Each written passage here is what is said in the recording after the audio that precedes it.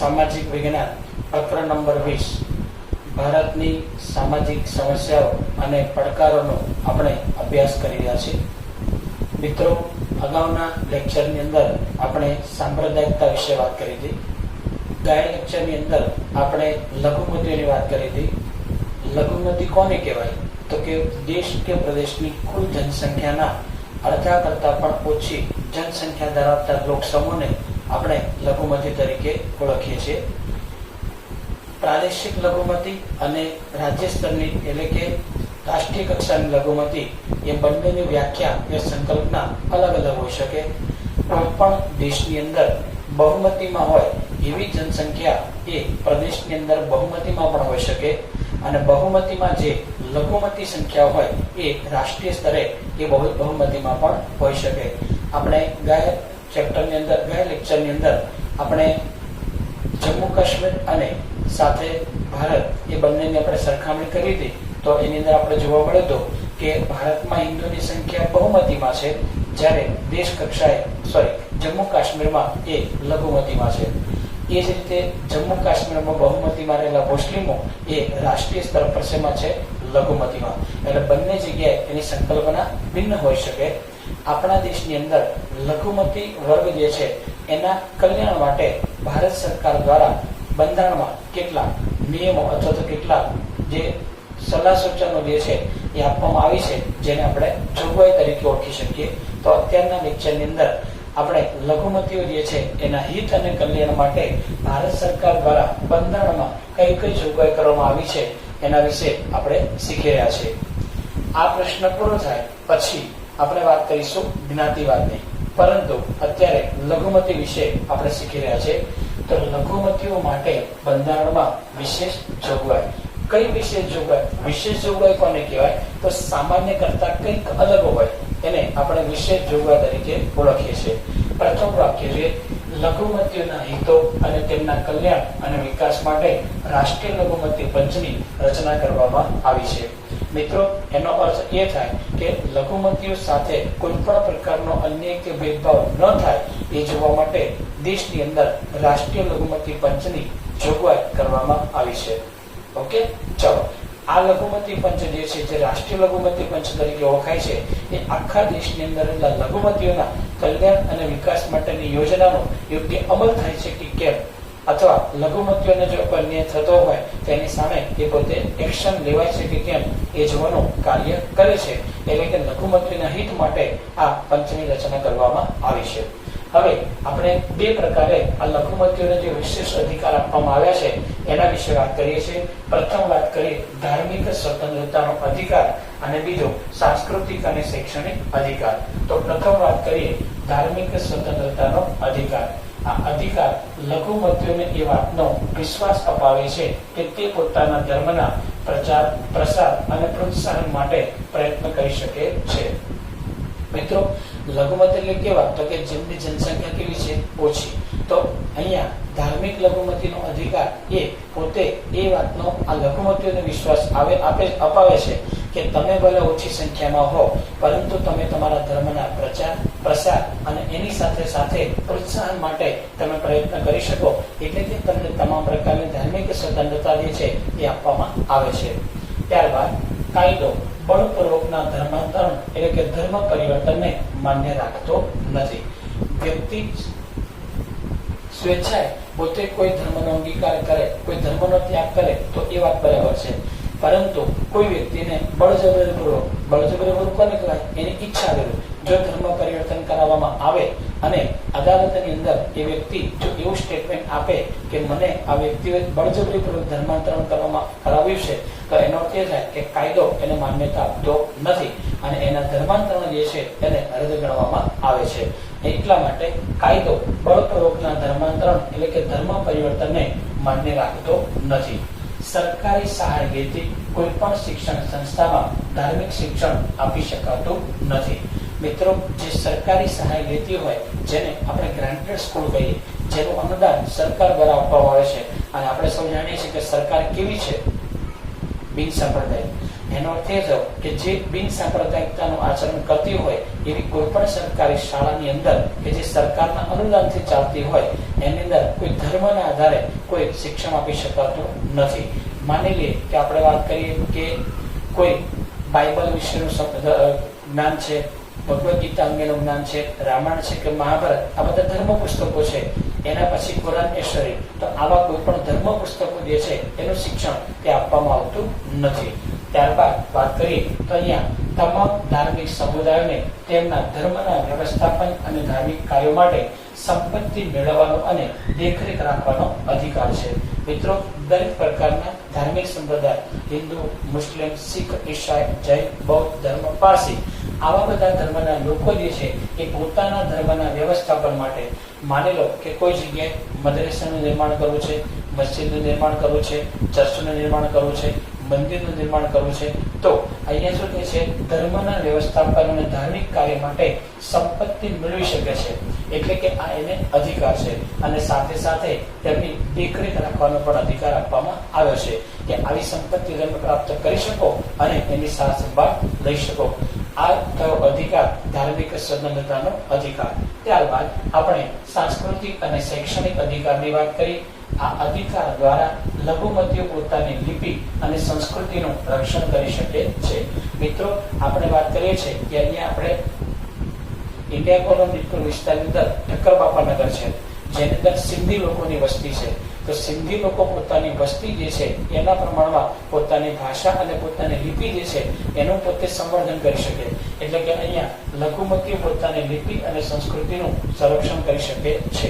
એટલે કે તેમને પોતાની ભાષા, પોતાની સંસ્કૃતિ જે છે એ બચાવવાનો એને પૂરેપૂરો શું છે, અધિકાર. તો આ સાંસ્કૃતિક અધિકાર અન્વયે તેમને બંધારણ દ્વારા આ અધિકાર આપવામાં આવેલો છે. ત્યારબાદ સરકારી સહાય મેળવતી કોઈ પણ સંસ્થામાં ધર્મ, વંશ, જાતિ, વર્ણ કે ભાષાના આધારે કોઈને પણ પ્રવેશ મેળવતા અટકાવી શકાશે નહીં. મિત્રો, મેં હમણાં જ વાત કરી, જે શાળાઓ અનુદાનિત છે, જે શાળાઓ ગ્રાન્ટેડ છે, સરકાર માન્ય છે, તો આવી જે શાળાઓ જે છે કે જે સરકાર દ્વારા અનુદાનિત છે, ગ્રાન્ટેડ છે, આવી સ્કૂલોની અંદર ધર્મ, જ્ઞાતિ, ભાષા કે સંપ્રદાય, વંશના આધારે કોઈ પણ વ્યક્તિને આપણે પ્રવેશ મેળવતા આપણે અટકાવી શકતા નથી. એટલે કે તેને ધર્મ, ભાષા, જાતિના આધારે એને કોઈ પણ પ્રકારે એની સાથે આપણે ભેદભાવ કરી શકતા નથી. દરેક વર્ગને એક સરખો સમાન અધિકાર આપવામાં આવે છે. તો આ રીતે જોઈએ, ધર્મ, વંશ, જાતિ, વર્ણ કે ભાષાના આધારે કોઈને પણ પ્રવેશ મેળવતા અટકાવી શકાતા નથી. એનો અર્થ એ થાય કે દરેકને ત્યાં પ્રવેશ મેળવવાનો શું છે, અધિકાર. ત્યારબાદ સમાજના તમામ વર્ગોને પોતાની પસંદગી પ્રમાણેની ભાષા, લિપિ જાળવવાનો, વિકાસ કરવાનો અને તે માટે શૈક્ષણિક સંસ્થા સ્થાપવાનો અને ચલાવવાનો અધિકાર છે. મિત્રો, સમાજના તમામ વર્ગો જે છે એને પોતાની પસંદગી પ્રમાણે શું કીધું આપણે, ભાષા, લિપિ જાળવવાનો અને તે માટે શૈક્ષણિક સંસ્થા સ્થાપવાનો અને ચલાવવાનો શું છે, અધિકાર. આનો અર્થ એ થાય, મેં હમણાં તમને વાત કરી કે હિન્દી માધ્યમ છે, સિંધી માધ્યમ છે, ઉર્દુ માધ્યમ છે, આવી જે વિસ્તારમાં લઘુમતીની શાળાઓ હોય તો એ લોકો પોતાની ભાષાની શાળાની સ્થાપના કરી શકે. આનો અર્થ એ થાય કે એ જગ્યાએ પ્રાથમિક શિક્ષણ જે છે એની માતૃભાષામાં આપવામાં આવે, જેનાથી શું થશે કે આ લઘુમતી લોકો જે છે એ પોતાની ભાષા અને સંસ્કૃતિ જે છે એને લાંબો સમય ટકાવી શકે. આપણે ફરજિયાત કોઈ એક જ ભાષામાં, માનો કે ગુજરાતી કે અંગ્રેજીમાં એને ભણવા માટે આગ્રહ કરીએ તો એવું બને કે સમય જતા એ લોકો પોતાની માતૃભાષાને વિસરી જાય, ભૂલી જાય. અને એટલા માટે એવું ન થાય, એટલા માટે પોતાની પસંદગી પ્રમાણેની ભાષા જાળવવાનો અને સાથે સાથે શબ્દ છે લિપિ જાળવવાનો, વિકાસ કરવાનો અને એ માટે શૈક્ષણિક સંસ્થા સ્થાપવાનો અને ચલાવવાનો એમને અધિકાર આપવામાં આવેલો છે. ભારતીય લઘુમતીઓને બાળકોને પ્રાથમિક શિક્ષણ માતૃભાષામાં મળે એવી સુવિધા રાજ્ય સરકાર દ્વારા આપવામાં આવી છે. મેં હમણાં જ વાત કરી કે બાળક 7, 8, 10 વર્ષનું થાય ત્યાં સુધી જો એની માતૃભાષામાં એને શિક્ષણ આપવામાં આવે તો એ બાળક આખી જિંદગી પોતાની માતૃભાષાને ક્યારેય ભૂલશે નહીં. તો કહેવાનું તાત્પર્ય એ છે કે આ ભાષા, આ સંસ્કૃતિ જે છે એ લાંબો સમય જળવાઈ રહે અને એટલા માટે તેમને એની માતૃભાષામાં શિક્ષણ મળે એવી સુવિધા રાજ્ય સરકારો દ્વારા કરવામાં આવી છે. આ પ્રશ્નને એક વખત ફરીવાર રિવિઝન કરી અને પછી આપણે નવા પ્રશ્ન તરફ જઈ રહ્યા છીએ. તો લઘુમતીઓ માટે બંધારણમાં વિશેષ જોગવાઈ. લઘુમતીઓના હિતો અને તેમના કલ્યાણ અને વિકાસ માટે શેની રચના કરવામાં આવે છે? રાષ્ટ્રીય લઘુમતી પંચની. એટલે કે આખા દેશ લેવલે આ રાષ્ટ્રીય લઘુમતી પંચ એ લઘુમતીઓ જે છે એના અધિકારોના સંવર્ધન માટે કાર્ય કરે છે. ધાર્મિક સ્વતંત્રતાનો અધિકાર. આ અધિકાર લઘુમતીઓને એ વાતનો વિશ્વાસ અપાવે છે કે તે પોતાના ધર્મના પ્રચાર, પ્રસાર અને પ્રોત્સાહન માટે પ્રયત્ન કરી શકે છે. લઘુમતીઓ ભલે ઓછી સંખ્યામાં હોય છતાં એ પોતાના ધર્મના પ્રચાર, પ્રસાર અને એની સાથે સાથે પ્રોત્સાહન માટે એ પ્રયત્ન કરી શકે. આનો અર્થ એ થાય કે પોતાની ભાષા, ધર્મ અને સંસ્કૃતિ જે છે એને પોતે બચાવી શકે છે, એનો ફેલાવ પણ કરી શકે છે. કાયદો બળપૂર્વકના ધર્માંતરણ એટલે કે ધર્મ પરિવર્તનને માન્ય રાખતો નથી. આનો અર્થ એ થાય કે કાયદો જે છે એ બળપૂર્વકના ધર્માંતરણને માન્યતા ન આપે, એટલે કે બળજબરીપૂર્વક કોઈને ધર્મ પરિવર્તન કરાવી શકાતું નથી. કાયદાની દ્રષ્ટિએ આ ગુનો બને છે. ઓકે, હવે આગળનું વાક્ય છે સરકારી સહાય લીધી કોઈ પણ શિક્ષણ સંસ્થામાં ધાર્મિક શિક્ષણ આપી શકાતું નથી. જે સંસ્થાઓ સરકાર માન્ય હોય એનો અર્થ એ થાય કે એને સરકારના જે બિન સાંપ્રદાયિકતાના વિચારો છે એનું ફરજિયાત પાલન કરવું પડે. અને એટલા માટે સરકારી સહાય લેતી કોઈ પણ શિક્ષણ સંસ્થામાં ધર્મના આધારે શિક્ષણ આપી શકાતું નથી. તમામ ધાર્મિક સમુદાયોને તેમના ધર્મના વ્યવસ્થાપન અને ધાર્મિક કાર્ય માટે સંપત્તિ મેળવવાનો અને દેખરેખ રાખવાનો અધિકાર છે. દરેક ધર્મ સંપ્રદાય એક ચાહે કોઈ પણ ધર્મ કે સંપ્રદાયમાં માનતા હોય એવા લોકો પોતાના ધર્મના વ્યવસ્થાપન માટે એટલે કે પોતાના ધર્મની સ્થાપના માટે મંદિર છે, ગુરુદ્વારા છે, આવું કંઈ પણ સ્થાપવા માંગતા હોય તો એ પોતે સંપત્તિ મેળવી શકે છે અને એનું સંવર્ધન પણ કરી શકે છે. ત્યારબાદ સાંસ્કૃતિક અને શૈક્ષણિક અધિકાર. આ અધિકાર દ્વારા લઘુમતીઓ પોતાની લિપિ અને સંસ્કૃતિનું રક્ષણ કરી શકે છે. ફરીવાર તો આ સાંસ્કૃતિક અને શૈક્ષણિક અધિકાર દ્વારા વ્યક્તિઓ એ લઘુમતી લોકો પોતાની લિપિ અને સંસ્કૃતિનું સંરક્ષણ કરી શકે છે. સરકારી સહાય મેળવતી કોઈ પણ સંસ્થામાં ધર્મના આધારે, વંશના આધારે, જાતિ, વર્ણ કે ભાષાના આધારે કોઈને પણ પ્રવેશ મેળવતા અટકાવી શકાતા નથી. આનો અર્થ એ થાય કે તું અમુક ધર્મનો છો, અમુક વંશનો છો અથવા અમુક ભાષા બોલે છે તો અમે તેને પ્રવેશ નહીં આપીએ, આવું ક્યારેય ભેદભાવ રાખી શકાતો નથી. ખાસ કરીને કેવી શાળા કે જે સરકારી અનુદાનિત છે, સરકાર દ્વારા ગ્રાન્ટ આપવામાં આવે છે, તો એવી સંસ્થાઓ જે છે એ આવા લોકોને ધર્મના આધારે પ્રવેશ મેળવતા અટકાવી શકતા નથી. ત્યારબાદ સમાજના તમામ વર્ગોને પોતાની પસંદગી પ્રમાણે ભાષા, લિપિ જાળવવાનો, વિકાસ કરવાનો અને તે માટે શૈક્ષણિક સંસ્થા સ્થાપવાનો અને ચલાવવાનો અધિકાર છે. એટલે કે સમાજના તમામ વર્ગો જે છે એને પોતાની પસંદગી પ્રમાણે પોતે જે ઈચ્છતા હોય, પોતે જે પસંદ કરતા હોય એ ભાષા અને લિપિને જાળવી શકે છે, સાથે એનો વિકાસ કરી શકે છે અને આ માટે જરૂર પડે તો શૈક્ષણિક સંસ્થા જે છે એની સ્થાપના પણ કરી શકે છે. ભારતીય લઘુમતીઓને બાળકોને પ્રાથમિક શિક્ષણ માતૃભાષામાં મળે એવી સુવિધા રાજ્ય સરકાર દ્વારા આપવામાં આવી છે. એટલે કે બાળકો જે છે એ માતૃભાષામાં જ અભ્યાસ કરે. હમણાં પણ આપણે જોઈએ કે વર્ષ 2020માં સરકારે જે નવી શિક્ષણ નીતિની જાહેરાત કરી એમાં પણ એ વાત છે કે દરેક બાળક જે છે તેને પ્રાથમિક શિક્ષણ તો ફરજિયાત માતૃભાષામાં જ મળવું જોઈએ. એનો અર્થ એ થાય કે આ નીતિ જે છે તેને સરકાર ચાલુ રાખવા માંગે છે. એટલે કે આ લઘુમતી લોકો જે છે એ બાળકોને પ્રાથમિક શિક્ષણ પોતાની માતૃભાષામાં આપી શકે. કારણ એક જ છે કે જો બાળકને માતૃભાષા આવડતી હશે તો એ આખી જિંદગી એ યાદ રાખશે અને પોતાના સંતાનો જે છે એને પણ માતૃભાષાની સાથે જોડી શકે. આથી ભાષાનો આ વારસો જે છે એ લાંબો સમય સુધી જળવાય. હમણાં આપણે લઘુમતીઓ જે છે એના વિશે આપણે ચર્ચા કરી. હવે આપણે નવો ટોપિક જે છે એ શરૂ કરવા જઈ રહ્યા છે, જેને જ્ઞાતિવાદ તરીકે આપણે ઓળખીએ છીએ. એટલે કે આ પ્રકરણની અંદર આપણે પહેલા સાંપ્રદાયિકતા વિશે વાત કરી, ત્યારબાદ લઘુમતીઓ વિશે વાત કરી અને હવે આપણે જ્ઞાતિવાદ જે છે એના વિશે શીખી રહ્યા છીએ. બહુ જ ધ્યાન આપજો. અહીંયા ખૂબ સરસ મજાનો ટોપિક, તમને નવું ઘણું બધું જાણવા મળશે એવો મુદ્દો હું આપની સમક્ષ અત્યારે ચલાવી રહ્યો છું. તો શરૂ કરીએ છીએ આપણે જ્ઞાતિવાદ. પ્રશ્ન છે, ભારતમાં અમુક જ્ઞાતિ સમૂહોની આર્થિક અને સામાજિક સ્થિતિ શાથી નબળી રહી ગઈ છે? મિત્રો, આપણા દેશની અંદર ઘણા બધા જ્ઞાતિ સમૂહ એવા છે કે આર્થિક અને સામાજિક રીતે તેઓ પછાત છે. તો એઓ પછાત કેમ રહી ગયા, એની પાછળનું મૂળ તત્વ, મૂળ કારણ શું છે, એ હું આજે તમારી સાથે ચર્ચા કરીશ. આ જ પ્રશ્ન બીજી રીતે પૂછાય, અનુસૂચિત જાતિ અને અનુસૂચિત જનજાતિના લોકો સાથી પછાત રહી ગયા. મિત્રો, તમે લોકોએ અનામત શબ્દ તો સાંભળ્યો જ હશે. હમણાં થોડાક સમય પહેલા કોંગ્રેસના અગ્રણી નેતા, આમ તો પાટીદાર નેતા હતા હાર્દિક પટેલ, એને પોતે અનામત આંદોલન કર્યું હતું અને પાટીદારો માટે અલગ અનામતની એને માગણી કરી હતી. વાત બિલકુલ સાચી હતી, પરંતુ ક્યાંક ને ક્યાંક એ રાજકારણનો ભોગ બની ગઈ. મૂળ વાત આપણી એવી છે કે તમે અનુસૂચિત જાતિ અને અનુસૂચિત જનજાતિ એવો શબ્દ તમે સાંભળ્યો છે.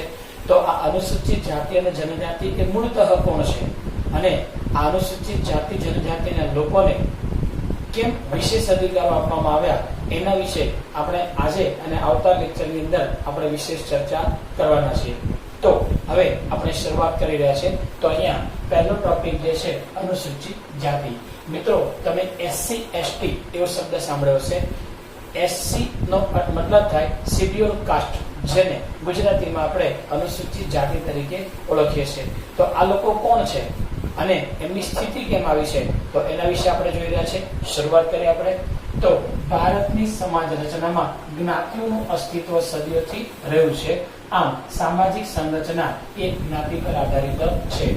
મિત્રો, આપણે જોવા જઈએ છીએ કે આપણી જે સમાજ રચના જે છે એ જ્ઞાતિ આધારિત છે. બ્રાહ્મણ છે, પટેલ છે, મોચી છે, વણજારા છે, આવી અલગ અલગ જ્ઞાતિઓ જે છે એ આપણા સમાજની અંદર જોવા મળે છે. અને આપણા દેશનું જે સામાજિક જે ઢાંચો જે છે એ જ્ઞાતિ આધારિત છે. એટલે કે આપણી સામાજિક સંરચના જે છે એ જ્ઞાતિ પર આધારિત છે. કારણ વર્ષોથી આપણા દેશની અંદર જ્ઞાતિઓનું પ્રભુત્વ વધારે રહ્યું છે. વાત કરીએ આપણે આગળ. જ્ઞાતિ વ્યવસ્થાની પરિકલ્પના આજે છે એના કરતા પ્રાચીન સમયમાં ભિન્ન હતી. મિત્રો, આ બહુ જ સરસ મજાનો ટોપિક છે અને સમજવાનો ટોપિક છે. ખૂબ સરસ અને ઊંડાણપૂર્વક જો વિચારશો તો આપણા દેશની અંદર જે મૂળ વ્યવસ્થા કેવી હતી અને આજે સમાજ એને ક્યાં લઈને પહોંચ્યો છે એના વિશે હું તમને વાત કરી રહ્યો છું. કે જ્ઞાતિની પ્રારંભિક વ્યવસ્થા જે છે, એટલે કે શરૂઆતમાં જ્યારે આ જ્ઞાતિ પ્રથા અસ્તિત્વમાં આવી ત્યારે કેવી હતી. તો અત્યારે છે આપણે બધા જાણીએ છીએ કે પટેલનો દીકરો પટેલ હોય, બ્રાહ્મણનો દીકરો બ્રાહ્મણ હોય, દરજીનો દીકરો દરજી હોય. તો આ બધી જે પરિકલ્પના અત્યારે જોવા મળે છે એ જન્મ આધારિત છે. પરંતુ પ્રારંભિક સમયની અંદર જ્ઞાતિવાદની પરિકલ્પના અત્યાર કરતા કંઈક ભિન્ન હતી. કેવી હતી તો એના વિશે આપણે વાત કરીએ છીએ. તો પ્રારંભિક પરિકલ્પના મુજબ તે 4 વ્યવસ્થા પર આધારિત વર્ણ વ્યવસ્થા બ્રાહ્મણ, ક્ષત્રિય, વૈશ્ય અને શૂદ્ર હતી. મિત્રો, આપણે જાણીએ છીએ કે સમાજના આવશ્યક કાર્ય, કોઈ પણ સમાજ જે છે એને સારી રીતે સંચાલિત કરવો હોય તો દરેક પ્રકારના કાર્યો જે છે એ થવા જોઈએ. તો એની અંદર બ્રાહ્મણો જે છે એનું કામ જે છે એ શું હતું, તો પહેલી વાત એ છે કે બ્રાહ્મણો કર્મકાંડનું કામ કરતા, રાજાના સલાહકાર હતા અને શિક્ષણ આપવાનું કામ કરતા. ત્યારબાદ આપણે વાત કરીએ છીએ ક્ષત્રિય. ક્ષત્રિય એ સમાજના સંરક્ષક છે. ક્ષત્રિય લોકો જે છે એ સમાજનું રક્ષણનું કાર્ય કરે અને રાજ્યનું સંચાલનનું કાર્ય કરે. કારણ એ લોકો કોણ હતા, બળવાન હતા. બ્રાહ્મણો કેવા હતા, બુદ્ધિશાળી હતા. એના પછી વૈશ્ય જે વર્ગ જે છે, જેની અંદર આપણે ખેડૂતની વાત કરીએ. ખેડૂત જે છે એ અનાજનું ઉત્પાદન કરે. એના પછી આપણે વાત કરીએ વણિક લોકો જે છે વેપારનું કાર્ય કરે. આ રીતે જે સમાજની અંદર જરૂરિયાત સંતોષવાનું કાર્ય કરે. મહેનતુ વર્ગ જે છે એ કોણ હતો, વૈશ્ય વર્ગ હતો. અને ચોથો વર્ગ જે છે એ શૂદ્ર વર્ગ, જે સમાજને સ્વસ્થ રાખવાનું કામ કરે. આપણે જોઈએ છે કે ઘણી વખત આપણે ત્યાં માનો કે કચરો લેવા માટે ગાડી આવતી હોય, એવા વખતે બાળક બૂમ પાડે, મમ્મી કચરા વાળો આવે. પણ ખરેખર એ કચરા વાળો નથી, એ સફાઈ વાળો છે. એ આપણા ઘરમાંથી જે કચરો છે એને લઈ અને આપણા સમાજને, આપણા વિસ્તારને, આપણી વ્યવસ્થાને શુદ્ધ રાખવાનું કાર્ય કરે છે. તો આ રીતે સમાજ માટે જરૂરી જે વર્ગ હતા એને આપણે કર્મ પ્રધાન હતા. વ્યક્તિ પોતાનો જે કર્મ જે છે એ બદલી અને શું કરે, પોતાનો વર્ણ બદલી શકતો. આટલી ફ્લેક્સિબલ વ્યવસ્થા જે છે એ સમાજની અંદર હતી. બીજી વાત, ઋષિ મુનિઓએ જે આ પરંપરા શરૂ કરી એની અંદર એક વાત હતી, આપણા જીવનની જે કર્મ જે છે એની વાત હતી કે આપણા જીવનને આપણે અંદાજિત ઋષિ મુનિઓ જે છે એ 100 વર્ષનું માનતા. અને 100 વર્ષ દરમિયાન વ્યક્તિએ પહેલા 25 વર્ષ જે છે એ બ્રહ્મચર્ય આશ્રમમાં પસાર કરવાના. ત્યારબાદ 26મા વર્ષથી 50મા વર્ષ સુધી એને પોતે ગૃહસ્થાશ્રમ જે છે એમાં જવાનું. ત્યારબાદ ત્રીજા નંબરમાં 50 પછી એ વનમાં પ્રવેશે, 51, 52 એ રીતે વનમાં પ્રવેશે એટલે પોતાના સંતાનોને ધીરે ધીરે સમાજની અને ઘરની જરૂરિયાતો સોંપતું જવાનું. 75 વર્ષ પૂરા થાય એ પછી એ સંન્યાસ જીવન જીવવા માટે એ જંગલમાં જતા રહેતા. કહેવાનું તાત્પર્ય એ છે કે ઋષિમુનિઓએ જે પરંપરા શરૂ કરી એ ખૂબ જ ઉત્કૃષ્ટ વ્યવસ્થા હતી. તો આ જ રીતે આપણી જે આ વર્ણ વ્યવસ્થા જે છે એ શેના પર આધારિત હતી? કર્મ પર આધારિત હતી. આપણે જોતા તો વાલીઓ લૂંટારો જે છે એ શુદ્ર હતો, પણ છતાં એ પોતે પોતાનું કર્મ બદલી અને એ પોતે પોતાના તપોબળથી એ ઋષિમુનિની કક્ષામાં પોતે આવી ગયો. તો આવી શુદ્ધ વ્યવસ્થા એ આપણા સમાજમાં જોવા મળતી. જ્ઞાતિ આધારિત નિવાસ વ્યવસ્થા અને વ્યવસાય હતા. જે વ્યક્તિ જે જ્ઞાતિનો હોય એનો રહેણાંક વિસ્તાર, માનો કે બ્રાહ્મણ વાડા કહી શકીએ આપણે, એના પછી પટેલ વાસ કહી શકીએ આપણે, વણકર વાસ આપણે કહી શકીએ. આ રીતે અલગ અલગ લોકો અલગ અલગ સમૂહમાં એ પોતે વસવાટ કરતા અને એ જ પ્રમાણે બીજો શબ્દ છે વ્યવસાય હતા. એટલે પોતાના રહેણાંક પણ અલગ અને એ મુજબ એ લોકો વ્યવસાય પણ કરતા હતા. તો અહીંયા વ્યવસાયને આધારે આવકના સ્ત્રોત રહેતા. સ્વાભાવિક છે કે જે લોકો ઉચ્ચ વર્ગના વ્યવસાય કરતા હોય એની આવક વધારે હોય, મધ્યમ વર્ગના લોકોની આવક મધ્યમ હોય અને જે શુદ્ર ગણાતા એવા લોકો જે છે એની આવક કેવી હતી? અલગ હતી, એટલે કે ઓછી હતી. અને આવા શુદ્ર લોકો જે છે એ ક્યાં રહેતા? તો કે છે ગામની ભાગોળે રહેતા. અલગ એ લોકોનો વાસ હતો કે જેને આપણે હરિજનવાસ એવા શબ્દ આપણે એના માટે વાપરતા હતા. પણ આ વર્ગ જે છે એ સમાજના મુખ્ય પ્રવાહથી ક્યાં રહેતો હતો? અલગ રહેતો હતો. જોઈએ તો સમાજમાં આવકના આધારે કેટલીક જ્ઞાતિઓ ઓછી આવક મેળવતી હોવાથી સમાજના અન્ય સમૂહથી આર્થિક સ્થિતિમાં એ નબળા રહી ગયા. એટલે મેં વાત કરી બ્રાહ્મણ ઉચ્ચ વર્ગ, ક્ષત્રિય એ ઉચ્ચ વર્ગ, વૈશ્ય એ ઉચ્ચ વર્ગ, પણ શૂદ્ર જે છે એની આવક ઓછી હતી અને એટલા માટે આર્થિક અને સામાજિક રીતે આ બંને વર્ગ પછાત રહી ગયા, ખાસ કરીને શૂદ્ર વર્ગ. હવે શૂદ્ર વર્ગ જે છે એ સમાજની અંદર મેં વાત કરી ગંદકી સાફ કરવાનું કાર્ય કરતા, કોઈ મૃતદેહોને ઉપાડવાનું કાર્ય કરે, એના પછી કોઈની શૌચ ઉપાડવાનું કાર્ય કરે. આવા ઉપકારક વર્ગ જે છે એને ધીરે ધીરે સમાજથી એ અલિપ્ત થવા લાગ્યો. સમાજે તેને ઉપેક્ષિત કર્યો અને આવા લોકો જે છે એને મંદિરમાં પ્રવેશ નહીં આપવાનો, એની સાથે સાથે એમને કોઈ પાણી ભરવા નહીં દેવાનું.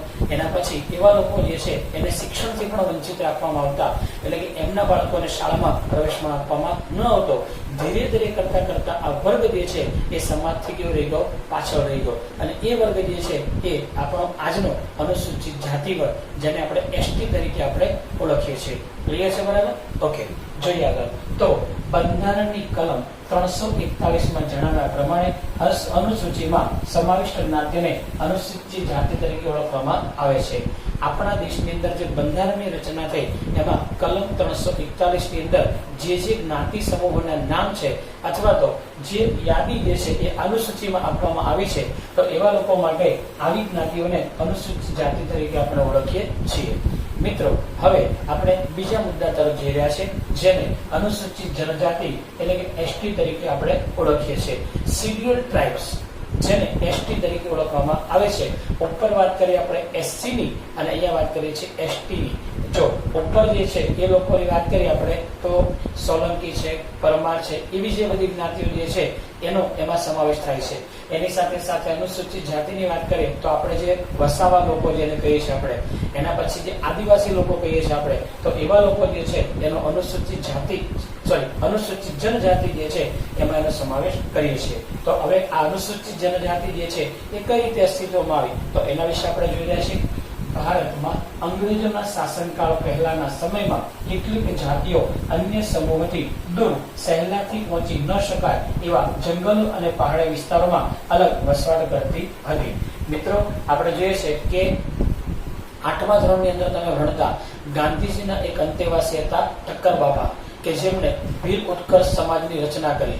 મિત્રો, આવા જે લોકો જે છે ભારતમાં અંગ્રેજોના શાસનકાળ પહેલાના સમયમાં કેટલીક જાતિઓ અન્ય સમૂહથી દૂર સહેલાથી પહોંચી ન શકા એવા જંગલ અને પહાડી વિસ્તારોમાં, આપણે જાણીએ છીએ કે એવા લોકો એવા છે કે જે લોકોનો પહેરવેશ અલગ હોય, એ લોકોની ભાષા અલગ હોય, એમની સંસ્કૃતિ અલગ હોય, એમના રીતિ રિવાજ અલગ હોય અને આપણા સમાજના મુખ્ય પ્રવાહથી એ લોકો એકદમ કેવા હતા? અલગ પોતાનું સાંસ્કૃતિક જીવન પસાર કરતા હતા. તો આવી જ્ઞાતિનું સામાજિક જીવન અન્ય પ્રજાથી અલગ હતું. તેઓને પોતાની આગવી સંસ્કૃતિ અને શુદ્ધિ બોલી એટલે ભાષા. તો આવા લોકો જે છે મેં વાત કરી એમનો ખોરાક છે, પહેરવાશ છે, એ લોકોની ભાષા છે, તહેવારો, ઉત્સવ એ આપણા કરતા કેવા હતા? તદ્દન અલગ હતા. એ જાતિના લોકો પણ પેઢી દર પેઢી અલગ વસવાટ, એકાકી જીવન વગેરેને કારણે વિકાસ સાધી શક્યા નહીં. પરિણામે તેમની આર્થિક સામાજિક સ્થિતિ એ પણ કેવી રહી ગઈ? નબળી રહી ગઈ. મિત્રો, આપણે સૌ જાણીએ છીએ કે આવા લોકો જે છે એ પણ સમાજના મુખ્ય પ્રવાહથી પેઢી દર પેઢી અલિપ્ત રહ્યા. એટલે કે સમાજના મુખ્ય પ્રવાહમાં ભળવાથી એ લોકો વંચિત રહી ગયા અને એવા લોકો એકાકી જીવનને કારણે સમાજના મુખ્ય પ્રવાહ સાથે એ વિકાસ સાધી શક્યા નહીં. પરિણામે તેમની આર્થિક અને સામાજિક સ્થિતિ કેવી રહી ગઈ? નબળી રહી ગઈ. તો આવા લોકો જે છે જેને આપણે ભીલ અથવા આદિવાસી તરીકે ઓળખીએ છીએ. બંધારણની કલમ 342 પ્રમાણે અહીંયા ઉપર કેટલા આપે છે? 341. અહીંયા કેટલા આપે? 342. એ પ્રમાણેની અનુસૂચિ પ્રમાણે સમાવિષ્ટ જાતિઓને અનુસૂચિત જનજાતિ તરીકે ઓળખવામાં આવે છે. મિત્રો, તો બંધારણની કલમ 41 માં જે આપ્યા છે એ અનુસૂચિત જાતિ અને 342 માં આપ્યા છે એના માટે અનુસૂચિત જનજાતિ એવો શબ્દ વાપરવામાં આવે છે. આની અંદર અલગ અલગ પ્રકારના જ્ઞાતિ સમૂહ જે છે એ લોકોના જાતિ જે છે એની સાથેનો ઉલ્લેખ કરવામાં આવેલો છે. રાજ્યપાલની સલાહથી રાષ્ટ્રપતિના આદેશ દ્વારા તેનો વિશેષ ઉલ્લેખ કરવામાં આવ્યો છે. મિત્રો, હું તમને એક વાત કહું, તમારા મનમાં એક પ્રશ્ન હશે કે સાહેબ આ જે અનુસૂચિત જાતિ કે જનજાતિ કહેવાય એ કઈ રીતે નક્કી થાય? તો તેમની જે જીવનશૈલી જે છે, એમનો જે ઉછેર છે, એમનો જે વિકાસ છે, એમની આર્થિક સ્થિતિ છે, એમના કામ છે, એના આધારે આવા વ્યક્તિઓ જે છે એનો સરકાર દ્વારા અભ્યાસ કરવામાં આવે. રાજ્યપાલને એને યાદી આપવામાં આવે અને રાજ્યપાલ જે છે એ આપણા માનનીય રાષ્ટ્રપતિ જે છે એને આ યાદી આપે અને રાષ્ટ્રપતિ જે છે એ પોતે એનો ઉલ્લેખ કરે. એ પછી અનુસૂચિત જાતિ કે જનજાતિમાં એનો સમાવેશ કરવામાં આવે છે. તો એક વખત ફરીવાર આ પ્રશ્નને આપણે ફરીવાર સમજીએ અને પછી આગળના મુદ્દા વિશે આપણે આવતા લેક્ચરમાં જોઈશું. તો પહેલા બી વિભાગ, જ્ઞાતિવાદ. ભારતમાં અમુક જ્ઞાતિ સમૂહની આર્થિક સામાજિક સ્થિતિ સાથી નબળી રહી ગઈ છે અથવા અનુસૂચિત જાતિ અને અનુસૂચિત જનજાતિના લોકો સાથી પછાત રહી ગયા. આ લોકો કેમ પછાત રહી ગયા? તો એની આપણે ચર્ચા કરી રહ્યા છે. પહેલું વાક્ય અનુસૂચિત જાતિ અને બીજું છે અનુસૂચિત જનજાતિ. અનુસૂચિત જાતિ એટલે શું કીધું આપણે? એસસી. ભારતની સામાજિક રચનામાં જ્ઞાતિઓનું અસ્તિત્વ સદીઓથી રહ્યું છે. એટલે વર્ષોથી આપણા દેશની જે સામાજિક જે ઢાંચો જે છે એ અલગ અલગ જ્ઞાતિઓ પર આધારિત છે. તો આમ સામાજિક સંરચના જ્ઞાતિ પર આધારિત છે. અલગ અલગ જ્ઞાતિ સમૂહ જે છે એના દ્વારા આપણા સમાજની રચના થઈ છે. ત્યારબાદ વાત કરીએ આપણે જ્ઞાતિ વ્યવસ્થાની પરિકલ્પના આજે છે એના કરતા પ્રાચીન સમયમાં કેવી હતી? ભિન્ન હતી. ભિન્ન એટલે કેવું કહેવાય? ઓછી. તો અત્યારે જે આપણી જ્ઞાતિ પ્રથા જે છે અથવા તો અત્યારે જ્ઞાતિવાદમાં જે આપણે માનીએ છીએ એના કરતા સામાજિક પરિકલ્પના જે છે એ તદ્દન કેવી હતી? ભિન્ન હતી. પહેલાના સમયમાં મેં વાત કરી પ્રમાણે વ્યક્તિ પોતે અત્યારે જે આપણે જે છે એ જન્મ આધારિત છે. જન્મ આધારિત એટલે તમારા પપ્પા જે છે જે જ્ઞાતિના હોય અથવા તમારી અટક હોય એ જ અટક તમારી હોય. આનો અર્થ એ થાય કે અહીંયા આપણે શું કરતા? જન્મ આધારિત આપણી સમાજ રચના છે. પરિવાર તો જ્ઞાતિ આધારિત પરિવાર. તો અહીંયા પ્રારંભિક પરિકલ્પના મુજબ તે 4 વ્યવસાય પર આધારિત વર્ણ વ્યવસ્થા બ્રાહ્મણ, ક્ષત્રિય, વૈશ્ય અને શૂદ્ર હતા. એટલે કે આપણો સમાજ 4 વર્ણમાં વહેંચાયેલો હતો: બ્રાહ્મણ, ક્ષત્રિય, વૈશ્ય અને શૂદ્ર. ઓકે.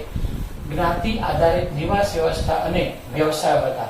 એટલે કે અલગ અલગ જ્ઞાતિના અલગ અલગ નિવાસ હતા. એટલે કે એમની આપણે પોળ શબ્દ આપણે વાપરીએ, શેરી શબ્દ આપણે વાપરીએ, વાસ શબ્દ આપણે વાપરીએ. તો આ રીતે અલગ અલગ જ્ઞાતિ જે છે એના અલગ અલગ નિવાસ હતા અને એ પ્રમાણે જ્ઞાતિ પ્રમાણે દરેકના શોધતા વ્યવસાયો.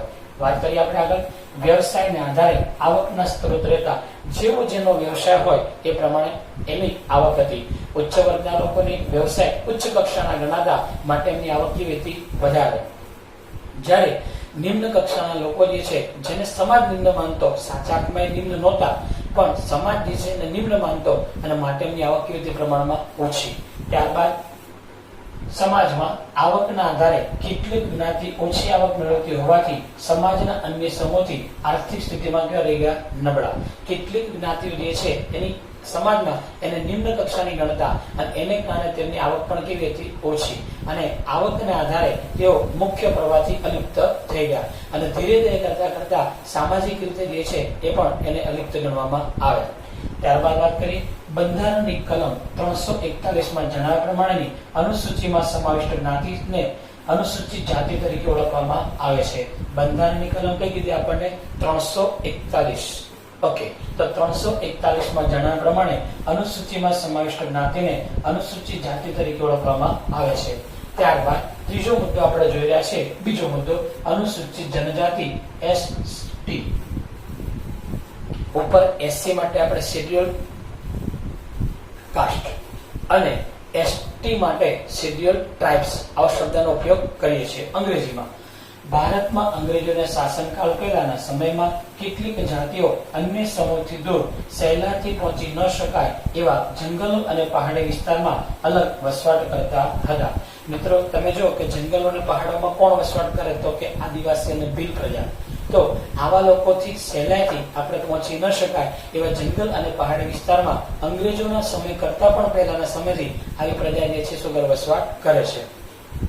આ જ્ઞાતિઓનું સામાજિક જીવન અન્ય પ્રજાથી અલગ હતું. એટલે કે સમાજનો જે મુખ્ય પ્રવાહ છે બ્રાહ્મણ, ક્ષત્રિય અને વૈશ્ય લોકો રહે એના કરતા આ પ્રજાનું જે સમાજ જીવન છે એ તદ્દન કેવું હતું? અલગ હતું, અલિપ્ત હતું. તો અહીંયા તેઓની પોતાની આગવી સંસ્કૃતિ અને સુરતી બોલી હતી. આનો અર્થ એ થાય કે તેમનું સામાજિક જીવન પર અલગ, એ લોકોની ભાષા, રીતિ રિવાજ, પહેરવેશ, ધાર્મિક પરંપરાઓ, ઉત્સવ એ બધું કેવું હતું? અલગ અલગ.